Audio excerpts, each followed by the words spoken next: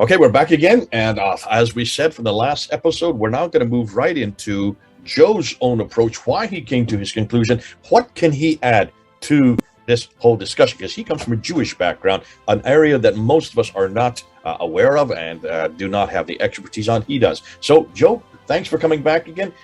Come on and tell us, what is your own approach, and how is it you've come to your conclusion, and what can you add to this and the whole discussion? Thank you, Jay. Well, I'll just get into it then. Let's open up this presentation. So, as we mentioned before, my own approach, I myself have focused on the Abrahamic religious context without resorting to any Abbasid hegemony. And with that in mind, I seek a synthesis of what everyone else was saying first, and only then to flesh out a theme, I would accept just some of the Abbasid comments, not narrative, which either go against the Abbasid grain, they go against the standard Abbasid narrative, or appear to echo or be supported by non-Abbasid evidence. Okay, so that's my approach. Okay, so let's have a look at one of these. So now, looking at non-Abbasid evidence, looking at things which are not affected and don't seem to have any relevance to the standard Islamic narrative, there is this relic which has been discussed before, so we won't go into it in great depth.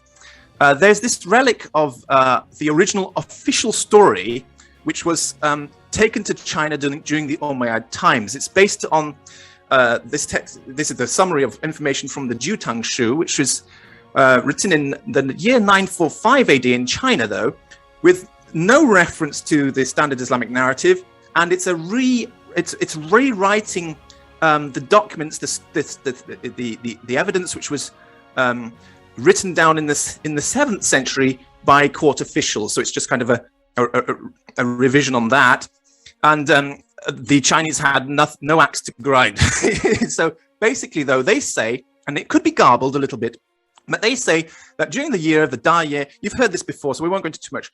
During the year of the Da year of Sui dynasty, there was a subject of Persia herding camels, there's a key word, in the Mount Kufan city-state. One day, the Lion Man suddenly appeared, telling him, there are 3 caves on the west side of Mount Kufan city-state. A large armory, another key word, is stored inside the caves, and you can go and retrieve the weapons there. There's also a black stone with texts carved on it. You will become king if you read and do what the carved text and the black stones tell you. This is a very unusual story, and it seems a bit odd at first. But the key words are those red words: camels, Mount Kufan, that's Kufa, the Lion Man, armory, king. These are the key words we have to pay attention to. Now, this is a little map. It's a topographical map showing the depressions and elevations around Kufa. This is Al-Kufa. This little 66-foot mountain here is Mount Kufan. It's tiny. And down here we have Al-Hira. Not so far. It's actually walking distance. And up here we have some more elevated mountains and things like that up here. So this is the area of Iraq we're talking about for this story. Very important to pinpoint this area of Iraq, since it's in South Iraq, as we heard Fred Donner suggesting in our last video. All right, then. So now what we have, as I said, we're looking for echoes, corroborations, or things that go against the grain from what the Abbasids might be saying. And we have a corroboration based on the history of Al-Tabari, and the reference there is in the bottom corner. It says that when the Nasrid al-Nu'man had become fearful of Khosrow II, he had deposited his coat of mail, his valuables, and other arms with Hani ibn Qabisa of the Bakr tribe. Okay, so these are the key words which are highlighted here. Nasrid is actually Nazara. He could have been a Nazarene. The Nasrids were a dynasty that ruled the Lakhmids. The Lakhmids kingdom was ruled by the dynasty of Nasrid, the Nasrid dynasty, which basically means a Nasra dynasty, a kind of a Nazarene dynasty, which is the Judo-Nazarene connection there. So Al-Nu'man was this leader of these people. Now remember, the Nazarenes are the scions of the house of David, from whom the Lion of Judah comes. So we've got this lion man here. So we've got this lion man here who had become fearful of Khosrow. he went to this Ibn Qabisa of the Bakr tribe. Now, the word Bakr, I know I'm going to get a lot of people who don't know Arabic very well pushing back on it. I do recommend you go and research the meaning of the word Bakr before you say this, but Bakr is young camel. The Bakr tribe was a camel herding tribe. That's why it's called the Bakr tribe. Okay, so we've got the lion man, we've got the camel herder, and this happens in Hira, and we just saw how close Hira is to Kufa.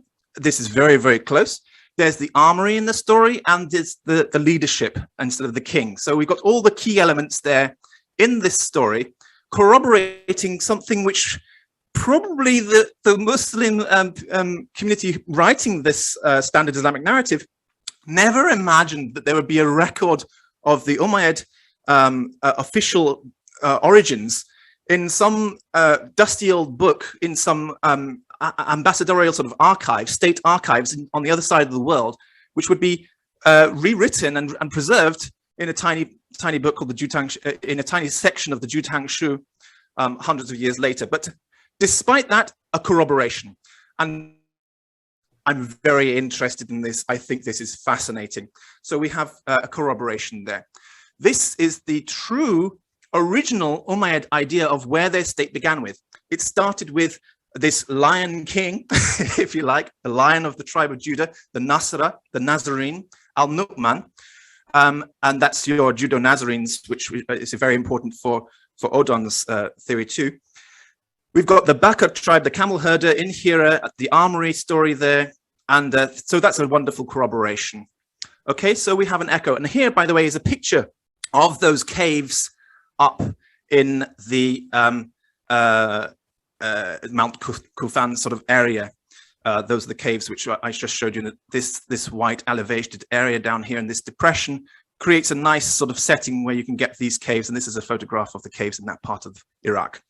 Okay, so that's the first hint, the earliest clue that we have to the origin of some kind of Umayyad story. Very, very different from the